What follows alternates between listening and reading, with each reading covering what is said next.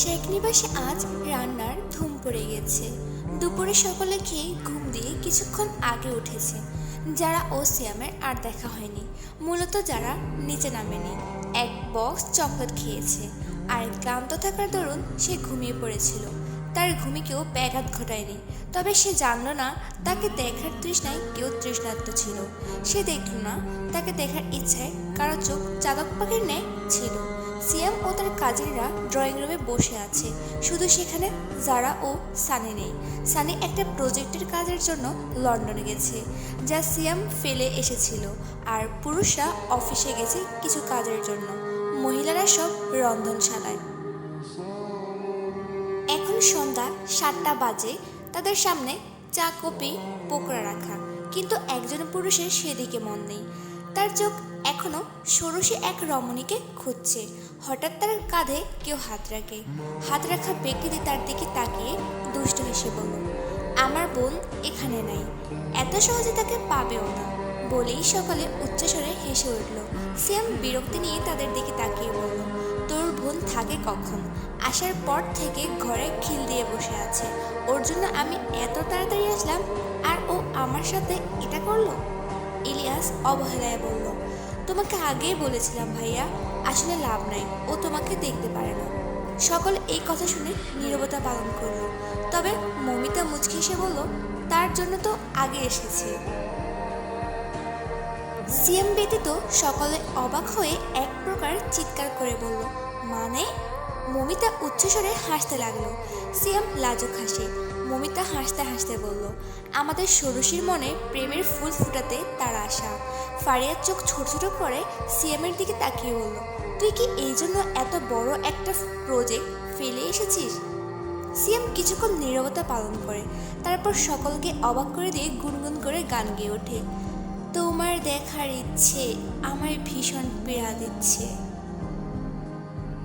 সিয়ামের গানের মাঝেই শারমিন মাঝে ফোড়ন কেটে বলল, ওইটা দেখার ইচ্ছে না, ছোঁয়ার ইচ্ছে। সিয়াম মাথা সোফা হেলিয়ে দিয়ে অর্ণিমের শূন্য চোখে মাথার উপরের দেয়ালের দিকে কিছুক্ষণ দৃষ্টি নিক্ষেপ করে বলল, তাকে দেখার তৃষ্ণা আমাকে এখানে টেনে এনেছে।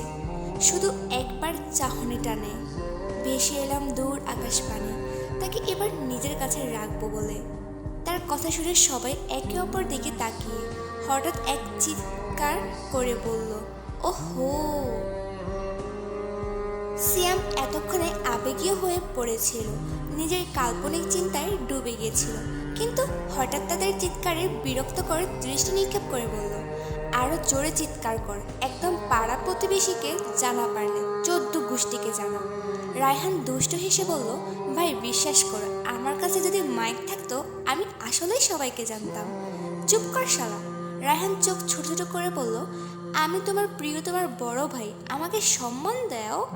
সিএম তার দিকে একই দৃষ্টিতে তাকিয়ে বলল, কে যেন বলেছিল আমার প্রিয় তোমার ফ্রেন্ড। রায়হান তার মুখ চেপে ধরে রাখে, সবাই চোখ ছোট ছোট করে। রায়হান বোকা হেসে বলল, যা ভাই, দুষ্টামি করো না, দেখো সবাই কিভাবে তাকাচ্ছে। তোমাকে আমাকে সম্মান করতে হবে না, কারণ আমি নিজে নিজেকে সম্মান করি না। এসব কথা বাদ। হ্যাঁ, মমিতা তার দিকে সন্দেহান দৃষ্টিতে তাকিয়ে বলল, রায়হান ভাইয়া জেরে কাশো তো। রায়হান তার কথার অর্থ বুঝতে পেরেও সিয়ামের মুখ ছেড়ে দিয়ে জোরে একটা হাঁচো দিল। সবাই তার দিকে বিরক্তি নিয়ে তাকিয়ে আছে। রুহান আর সহ্য করতে না পেরে বলল, তুমি কি আসল কাহিনী বলবে? রায়হান অসহায় দৃষ্টিতে সিয়ামের দিকে তাকায়।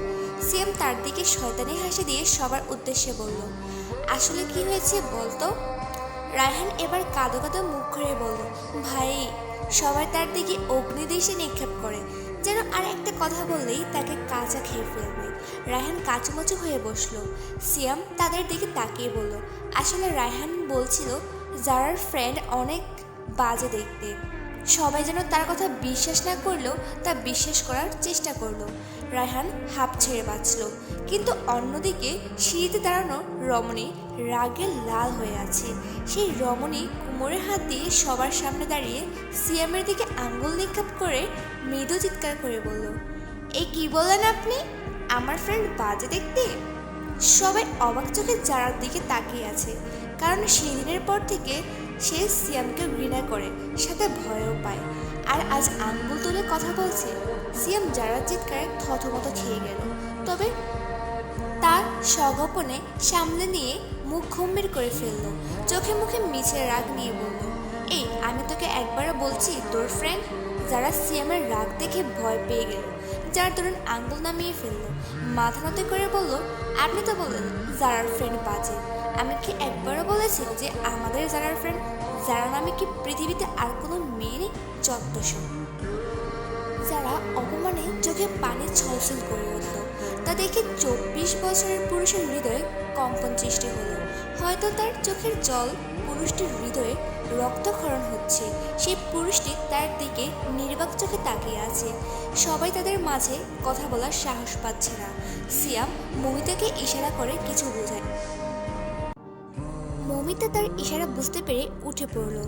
জারার কাছে গিয়ে তাকে এক হাত দিয়ে জড়িয়ে ধরে তার চোখের পানি মুছে দিয়ে বলল, আমার জারা বেবির কি হয়েছে? যারা মাথা নিচু করে বলল, কিছু না আপু। মার খাবি, অল্পতেই কান্না করিস কেন? দা ভাই এমন কি বলেছে যে কান্না করছিস? যারা একবার মাথা তুলে চোখগুলো হালকা লাল হয়ে গেছে। সিয়ামের খুব ইচ্ছে করছে নিজ হাতে প্রিয়তমার চোখের জল মুছে দিয়ে বলতে, কান্না করো না ডল। তোমার এই চোখের জল যে আমার হৃদয়কে ক্ষত বিক্ষত করে তোলে বারংবার। কিন্তু আফসোস, তা বলা হলো না। এবার সিয়াম ইলিয়াসকে ইশারায় কিছু বলল। ইলিয়াস উঠছে জারার কাছে গিয়ে মাথায় হাত বুলিয়ে দিয়ে বলল, আমার লক্ষ্মী বনু, ছোট বিষয়ে কেউ কান্না করে? ভাইয়া তো খারাপ কিছু বলেনি, তুই তো চিৎকার করে নামলি। এখানে তো ভাইয়ার রাগ করার কথা। যারা হয়তো নিজের বল বুঝতে পারলো, আসলেই তো চিৎকার তো সে করেছিল। সিয়াম ভাই তো শুধু গম্ভীর হয়ে কথা বলেছে। যারা নিজের বোকামির জন্য নিজেকে ধমক দিয়ে মনে মনে বলল, যারা তুই কি সবসময় ছোট রয়ে যাবি? একটু তো বড় হো। তার ভুল বুঝতে পারলো, তা মুখে স্বীকার না করে বরং ভেঙচি কেটে ইলিয়াসের কানের কাছে মুখ নিয়ে ফিসফিস করে বলল, তোর রক্ত তো তাই এত সাফাই গাছ, যা আমার সামনে থেকে। মমিতা ও ইলিয়াস ব্যতীত কারো কর্ণকুহরে পৌঁছালো না। তবে সিয়াম আন্দাজ করতে পারল যে তার প্রিয়তমা তার গোষ্ঠী উদ্ধার করছে। মমিতা ও ইলিয়াস মুচকি হাসল। মমিতা জারাকে নিয়ে নিজের পাশের সোফায় বসায়, তারপর আবার সবার সাথে আড্ডা দিতে থাকে। তবে একজন পুরুষের নজর তার প্রিয়তমার দিকে, যে তার দিকে এক ধ্যানে তাকিয়ে আছে।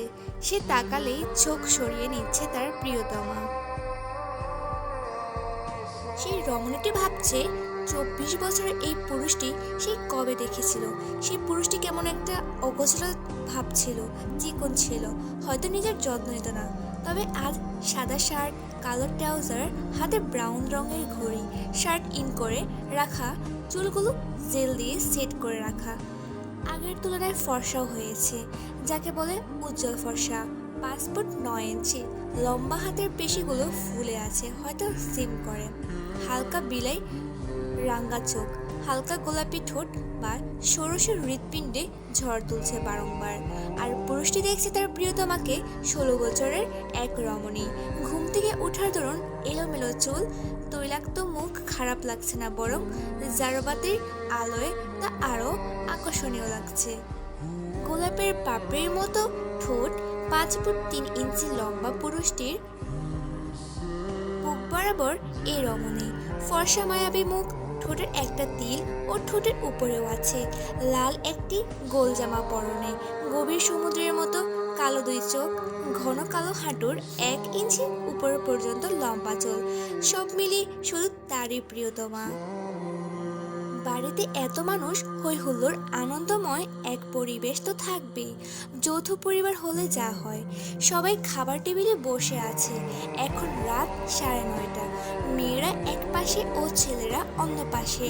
আর তাদের মাঝে মোহাম্মদ শাহিন শেখ ও সবুজ মিয়া। এ বাড়িতে বউরা পরে খাবে বা মেয়েরা পরে খাবে এমন কোনো নিয়ম নেই। তারা ছেলে মেয়ে ভেদাভেদ পছন্দ করে না, সবাই সমান। খাবার টেবিলে কথা বলা মোহাম্মদ শাহিন শেখ পছন্দ করেন না, তাই সবাই নির্বাক ভঙ্গিতে খাচ্ছে। সিয়ামের নজর তার প্রিয়তমার খাবারের দিকে কি সূক্ষ্মভাবে খাচ্ছে, তবে অল্প ভাত নিয়েছে। তার জন্য মেয়েটা এত রোগা হয়ে গেছে।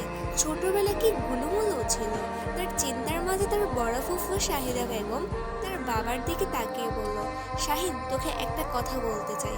সবাই তার দিকে প্রশ্নবিদ্ধ দৃষ্টিতে তাকিয়ে আছে, সবার মনে জানার আগ্রহ। মোহাম্মদ শাহিন শেখ খাবার থেকে মাথা তুলে তার বড় বোনের দিকে তাকিয়ে বলল, কি কথা আপা? শাহিদা বেগম শান্ত গলায় বলল, আব্বা আম্মা মারা যাওয়ার আগে চেয়েছিল তার ছেলে মেয়ে একসাথে থাক, কিন্তু তোদের জন্য তা দেখে যেতে পারলেন না। এখন যেহেতু তোদের ঝামেলা মিটে গেছে, তাহলে দুই ভাই দুই বাড়িতে থাকার দরকার নেই, যে কোনো এক বাড়িতে থাক। মোহাম্মদ শাহিন শেখ তার বোনের মনোভাব বুঝল, তাই একবার শাহিদা বেগম ও সবুজ মিয়ার দিকে তাকিয়ে বলল, আমার তো কোনো সমস্যা নেই আপা, সবুজ তো আসছে না। ওকে তো আমি 5 বছর আগেই বলেছিলাম, ও তো আমার কোনো কথার মূল্য দেয়নি। সবুজ মিয়া মাথা নত করে মিনমিন করে বলল, আসলে আপা, ব্যবসা। তার কথা শেষ হওয়ার আগেই শাহিদা বেগম গম্ভীর কণ্ঠে বলল, আমাদের ইচ্ছের থেকে তোর ব্যবসা বড় হয়ে গেল ছোট? তাহলে ভাইজান তো চলে যেতে পারে। মোহাম্মদ শাহিন শেখ তার দিকে অগ্নিদৃষ্টি নিক্ষেপ করে রাগী কণ্ঠে বলল, তুই আমাকে পিতৃত্ব বিটা ছেড়ে তোর বাসা যেতে বলছিস? এতটা নিচে নামিস না। এখানে আসলে আয়, নয়তো থাক। সবুজ মিয়া তার ব্যবহারে লজ্জা পেল। আসলেই তো তার বাবার তৈরি করা কামরা রেখে তাদের কেন ওই বাড়িতে যেতে হবে? শুধু শুধু একটা বড় বোকামি করে ফেলল। তাই মিনমিন করে অপরাধীদের ন্যায় বলল, সরি ভাইজান, মাফ করে দিন, আমাকে কিছুদিন সময় দিন, আমি সব গুছিয়ে চলে আসব। শাহিদা বেগম চোখ ছোট ছোট করে বলল, কতদিন? এই তো 1-2 মাস। তার এই 1-2 মাস কথাটা শুনে কারো বুকে চিনচিনে ব্যথা শুরু হলো। তার প্রিয়তমাকে না দেখতে পারার আর্তনাদ। তাই সে কিছু বলতে নেবে তার আগেই মোহাম্মদ শাহিন শেখ গম্ভীর কণ্ঠে বলল, 1 সপ্তাহ সময় দিচ্ছি তোকে, আসতে পারলে আসবি, নয়তো আসার দরকার নেই। কিন্তু ভাইজান, আমি যা বলছি তাই, আমার কথার কোনো নড়চড় হয় না। তুই জানিস সবুজ, আমি চেষ্টা করব ভাইজান। সবার মুখে উৎফুল্লতার হাসি, সবাইকে আবার একসাথে দেখতে পারবে তার হাসি। পারভিন সুলতানা ও জুই খাতুন বেশি খুশি, তাদের আবার একসাথে একটা সুন্দর হাসি খুশি সংসার হবে। সিয়াম তার প্রিয়তমার দিকে তাকায়। সে বিদেশ থেকে আসার আগেও ভেবেছিল তার প্রিয়তমাকে এবার নিজের কাছে কিভাবে রাখবে। মনে করেছিল অনেক কাঠখড় পোড়াতে হবে, কিন্তু সে জানতো না তার কিছু করার আগে এত বড় সারপ্রাইজ পাবে। তবে যারার মন খারাপ হচ্ছে, তার ফ্রেন্ড সার্কেলকে ছেড়ে আসবে, আবার স্কুল, নিজের সেই পরিচিত বাড়ি। তবে তার হঠাৎ খেয়াল হলো তার ফ্রেন্ডের বাড়ির টঙ্গী তারও সিয়ামদের বাড়ির মাঝে, তাই কোনো চিন্তা নেই। কিন্তু হঠাৎ খেয়াল হলো সে যদি এই বাড়িতে থাকে তাহলে সিয়াম তাকে সবসময় বকার উপর রাখবে। সেটা মানতে পারল না। তবে তার মন আন্দোলন করে বলে উঠল, সিয়াম ভাই তোর চোখের সামনে থাকবে, তোর ক্রাশ গাধি তুই সবসময় দেখতে পারবি, কোনো ইটিস পিটিস করলে ধরতে পারবি, দূরে গেলে তো পারবি না। তবে যারা তার মনের কথা মানতে নারাজ হয়ে বিড়বিড় করে বলে উঠল, এর মতো সাদা টেবিল পাড়ার সাথে আমি এক বাড়িতে থাকবো না, আমার সাথে এত বড় অন্যায়, আল্লাহ তোমার কাছে বিচার দিলাম।